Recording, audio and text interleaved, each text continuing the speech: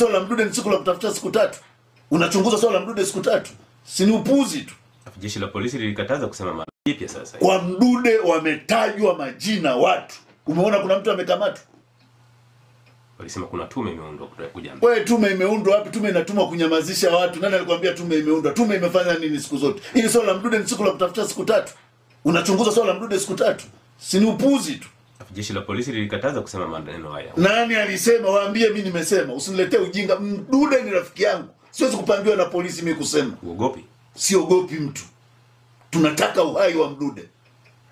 Tunataka Mdude akiwa mzima. Hakuna kenge au mpuzi yoyote atakayemruhusu kutuchezea katika uhai wetu. Mtu anapotea makusudi.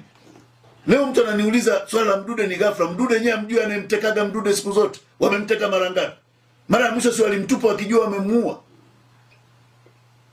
Haya ingekuwa ni Boni au ni Mwabukusi amefanya hivyo, sio angesema tunamsuspect ni Mwabukusi. Wewe hakuna mtu anayejisheki kuhusu dhama la Mdude. Wani mtukio tofauti na serikali unapoteza thamani yako ya utu. Wewe hiyo tume imekwambia leo imefanya nini? Huyo Mdude katekwa huko, familia yake imeambiwa amefanya nini?